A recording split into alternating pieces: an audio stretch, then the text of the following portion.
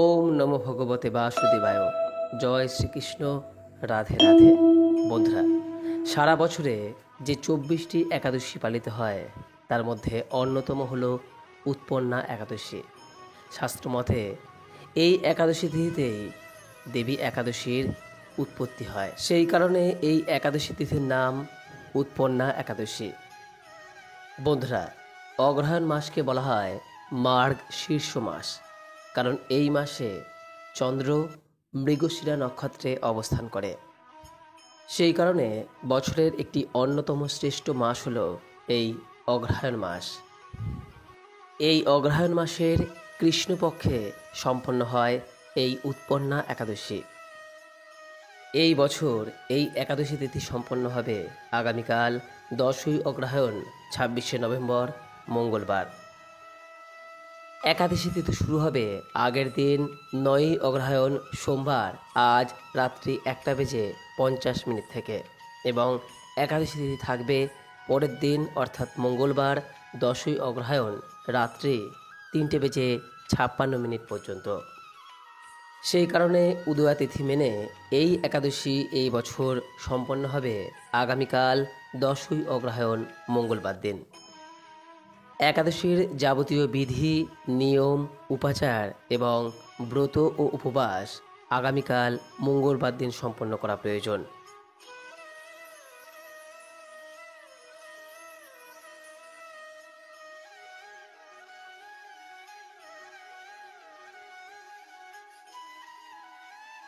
মিনিটের মধ্যে।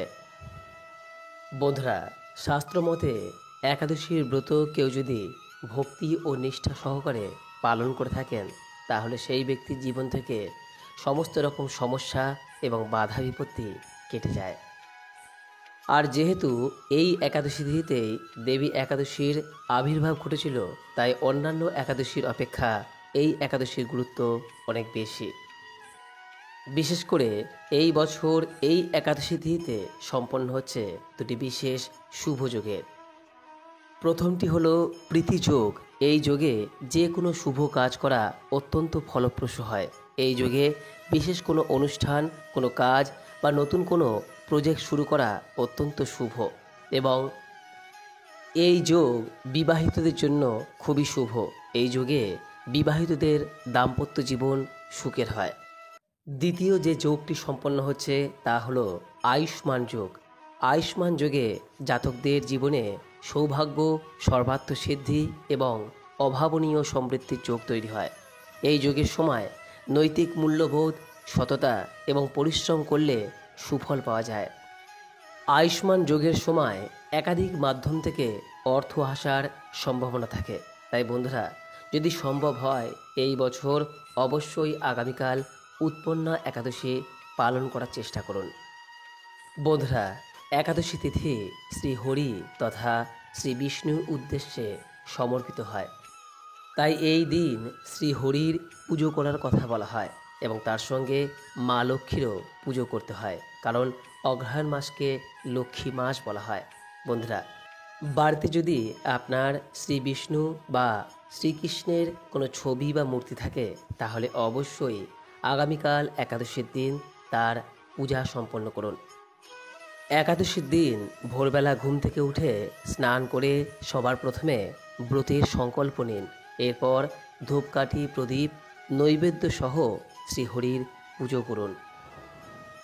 ওম নমো ভগবতে বাসুদেবায় এই মন্ত্র উচ্চারণের মাধ্যমে শ্রীহরির পূজা করুন। শ্রীহরির পূজার সময় অবশ্যই তুলসী পাতা নিবেদন করতে ভুলবেন না, এবং এরই সঙ্গে একটি হলুদ যে কোনো ফল শ্রী বিষ্ণুর উদ্দেশ্যে নিবেদন করতে হয়। আপনি নিদেন পক্ষে একটি কলা এবং সামান্য বাতাসা শ্রী বিষ্ণুর উদ্দেশ্যে নিবেদন করতে পারেন। যদি একাদশীর ব্রত পালন করেন তাহলে অবশ্যই চেষ্টা করুন এই দিন উপোস থাকতে। যদি সম্পূর্ণ উপবাস না পারেন তাহলে অন্তত অন্ন গ্রহণ করা থেকে এই দিন নিজেকে বিরত রাখুন। সকালে পূজার পর অবশ্যই এই উৎপন্না একাদশীর ব্রত কথাটি শ্রবণ করুন, এবং সন্ধ্যার সময় আরও একবার শ্রী বিষ্ণুর পূজা করে এই একাদশীর ব্রত কথাটি শ্রবণ করুন। এই দিন সম্ভব হলে কোনো গরিব অসহায় মানুষকে অথবা কোনো পুরোহিত বা ব্রাহ্মণকে আপনার সাধ্য এবং সামর্থ্য অনুযায়ী কিছু দান করুন।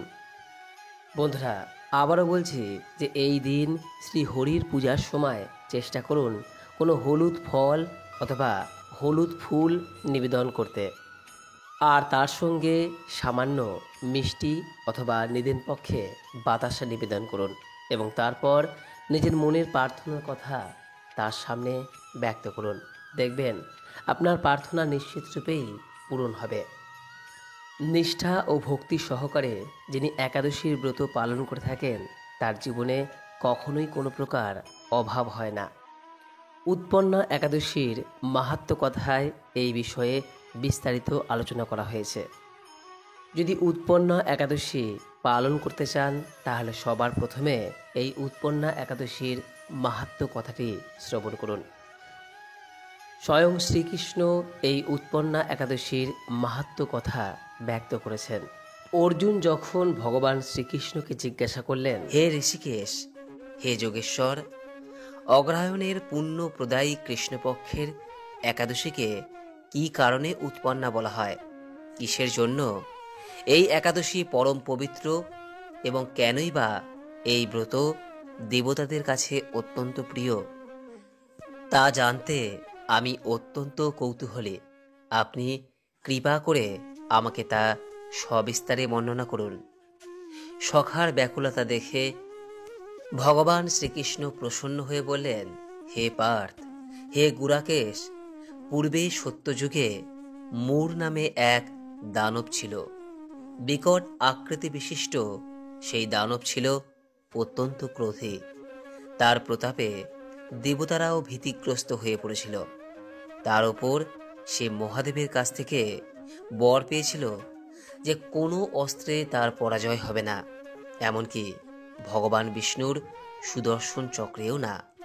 তখন মূর দানব এই বর পেয়ে আরও পরাক্রমী হয়ে ওঠে এবং যুদ্ধে স্বর্গজাত ইন্দ্র সমেত বাকি দেবতাদের পরাজিত করে স্বর্গ জয় করে দেবতাদের বিতাড়িত করে। সেই কারণে দেবতারা পৃথিবীতে বিচরণ করতে বাধ্য হয়। তখন দেবতারা মহাদেবের কাছে উপস্থিত হয়ে নিজেদের সমস্ত দুঃখ সবিস্তারে জানিয়ে সাহায্য চাইলেন। শুনে চিন্তিত মহাদেব বললেন, হে দেবরাজ, আমি তাকে বর দিয়েছি, আমি তাকে বধ করতে পারবো না। আপনারা ভগবান শ্রীবিষ্ণুর শরণাপন্ন হন। এই সংকটকালে তিনিই কেবল আপনাদের সাহায্য করতে পারবেন। যেখানে শরণাগত বৎসল জগন্নাথ গুরুধ্বজ বিরাজ করছেন, তোমরা সেখানে যাও। একাদশীর পারণ ক্রিয়া অর্থাৎ উপবাস ভঙ্গের ক্রিয়া সম্পন্ন করতে হবে মঙ্গল বিধান পরের করবেন। দিন ২৭ নভেম্বর দেবাদিদেবের ১১ই কথা অগ্রহায়ণ মতো সকাল দেবরাজ ১০টা ইন্দ্র বেজে দেবতাদের নিয়ে ক্ষীর সমুদ্রের তীরে গমন করলেন। জলে শায়িত শ্রীবিষ্ণুকে দর্শন করে দেবতারা হাত জোর করে তার স্তব করতে লাগলেন এবং একে একে নিজ নিজ দৈন্য ও দুঃখের কথা ভগবান শ্রীবিষ্ণুকে খুলে বললেন। ইন্দ্রের কথা শুনে ভগবান শ্রীবিষ্ণু বললেন, হে ইন্দ্র, সেই মূর দানব কি রকম, সে কেমন শক্তিশালী তা আমায় বলো। ইন্দ্র তখন বললেন, হে ভগবান, প্রাচীনকালে ব্রহ্মবংশে তালজঙ্ঘা নামক এক অতি পরাক্রমী অসুর ছিল। তারই পুত্র হল মূর, যে অত্যন্ত বলশালী, পরাক্রমী এবং দেবতাদের কাছে ত্রাসের কারণ। সে চন্দ্রাবতী নামে এক পুরীতে বাস করে। স্বর্গ থেকে আমাদের বিতাড়িত করে তার স্বজাতি দানবদের কাউকে রাজা, কাউকে অন্যান্য দিকপাল রূপে প্রতিষ্ঠিত করে এখন সে দেবলোক সম্পূর্ণ অধিকার করেছে। তার প্রবল বিক্রমে আজ আমরা পৃথিবীতে উদ্ভ্রান্তের মতো বিচরণ করছি। ইন্দ্রদেবের কথা শুনে ভগবান অত্যন্ত ক্রোধান্বিত হলেন। তিনি দেবতাদের সঙ্গে চন্দ্রাবতী পুরীতে গেলেন। শ্রীবিষ্ণুকে দেখা মাত্রই দৈত্যরাজ মূর বারবার তর্জন গর্জন করতে লাগল। দেবতা ও অসুরের মধ্যে তুমুল যুদ্ধ শুরু হলো। শ্রী ভগবান অসুর পক্ষের সমস্ত যোদ্ধাদের দিব্য বাণের আঘাতে হত্যা করতে লাগলেন। তখন তারা প্রাণ বাঁচাতে নানা দিকে পালাতে লাগল। সেই সময় শ্রী বিষ্ণু দৈত্য সৈন্যদের হত্যার জন্য সুদর্শন চক্র নিক্ষেপ করলেন। ফলে সমস্ত সৈন্য ধ্বংসপ্রাপ্ত হল, একমাত্র মূর অসুরী জীবিত রইল। তখন শ্রী বিষ্ণু মূরের সাথে বাহুযুদ্ধে লিপ্ত হলেন। এইভাবে দেবতাদের হিসাবে 1000 বছর যুদ্ধ করার পরেও তার মৃত্যু কোনো অস্ত্রেই হল না। তখন শ্রীহরি বিশেষ চিন্তান্বিত হয়ে বদ্রিকা আশ্রমে গমন করলেন। সেখানে সিংহাবতী নামে একটি গুহার মধ্যে প্রবেশ করে শয়ন করলেন। এই গুহাটি এক দ্বার বিশিষ্ট এবং 12 যোজন অর্থাৎ 86 মাইল বিস্তৃত। মূর দানব ভগবানের পিছু পিছু সেই গুহায় প্রবেশ করল। সে বিষ্ণুকে নিদ্রিত দেখে অত্যন্ত আনন্দিত হয়ে ভাবতে লাগলো, আমার সাথে যুদ্ধে পরাজিত হয়ে বিষ্ণু এখানে গোপনে শুয়ে আছে, এখন আমি তাকে অবশ্যই বধ করব। দানবের এই রকম চিন্তার সঙ্গে ভগবান শ্রীবিষ্ণুর শরীর থেকে এক নারী মূর্তির আবির্ভাব ঘটল। তিনি হলেন উৎপন্না একাদশী। তিনি রূপবতী, সৌভাগ্যশালিনী, দিব্য অস্ত্রশস্ত্র ধারিণী ও বিষ্ণুর তেজ সম্ভূতা বলে মহাপরাক্রমশালী ছিলেন। দৈত্যরাজ মূরের সাথে তার তুমুল যুদ্ধ শুরু হলো। কিছুকাল যুদ্ধের পর দেবীর দিব্য তেজে অসুর ভস্মীভূত হলো। এরপর শ্রীবিষ্ণু জেগে উঠে সেই ভস্মীভূত দানবকে দেখে বিস্মিত হলেন। এক দিব্য নারীকে তার পাশে হাত জোর করে দাঁড়িয়ে থাকতে দেখে বললেন, হে মহাপরাক্রান্তা উগ্রমূর্তি, এই মূর দানবকে কে বধ করল? যিনি একে হত্যা করেছে তিনি নিশ্চয়ই প্রশংসনীয় কর্ম করেছে। সেই দিব্য নারী তখন বললেন, হে প্রভু, আমি আপনার শরীর থেকে উৎপন্ন হয়েছি। আপনি যখন ঘুমিয়েছিলেন তখন এই দানব আপনাকে বধ করতে উদ্যত হয়েছিল, তাই দেখে আমি তাকে বধ করেছি। আপনার কৃপাতেই আমি তাকে বধ করতে পেরেছি। এই কথা শুনে ভগবান তখন বললেন, তুমি একাদশীতে আমার পরাশক্তি থেকে উৎপন্ন হয়েছ, তাই তোমার নাম হবে উৎপন্না একাদশী। আমি এই ত্রিলোকে দেবতা ও ঋষিদের অনেক বর প্রদান করেছি।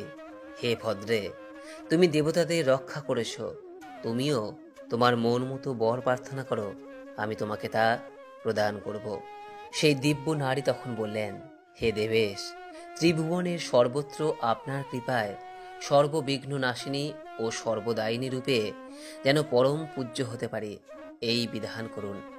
আপনার প্রতি ভক্তিবশত যারা শ্রদ্ধা সহকারে আমার ব্রত উপবাস করবে তাদের সর্বসিদ্ধি লাভ হবে, এই বর প্রদান করুন। ভগবান শ্রীবিষ্ণু প্রসন্ন হয়ে বললেন, হে কল্যাণী, তাই হোক। উৎপন্না নামে প্রসিদ্ধ তোমার ব্রত পালনকারী সমস্ত ইচ্ছা পূর্ণ হবে। তুমি তাদের সকল মনোবাসনা পূর্ণ করবে, এতে কোনো সন্দেহ নেই। তোমাকে আমার পরাশক্তি বলে মনে করি, তাই তোমার ব্রত পালনকারী সকলে আমারই পূজা করবে। এর ফলে তারা মুক্তি লাভ করবে। তুমি হরিপ্রিয়া নামে জগতে বিখ্যাত হবে। তুমি ব্রত পালনকারীর শত্রু বিনাশ, পরম গতিদান এবং সর্বসিদ্ধি প্রদান করতে সমর্থ হবে। ভগবান বিষ্ণু এইভাবে উৎপন্না একাদশীকে বরদান করে অন্তর্হিত হলেন। সমস্ত ব্রতকারী দিবারাত্রি ভক্তিপরায়ণ হয়ে এই উৎপন্না একাদশীর উৎপত্তির কথা শ্রবণ ও কীর্তন করলে শ্রীহরির আশীর্বাদ লাভে ধন্য হবেন। আশা করি এই ভিডিওটি আপনাকে সমৃদ্ধ করেছে। ভালো লাগলে লাইক করবেন, শেয়ার করবেন। সকলেই ভালো থাকুন, সুস্থ থাকুন এই কামনা করে আজকের মতো ভিডিওটি এখানে শেষ করলাম। নমস্কার, ধন্যবাদ। ঈশ্বর আপনার মঙ্গল করুক। জয় শ্রীকৃষ্ণ। রাধে রাধে।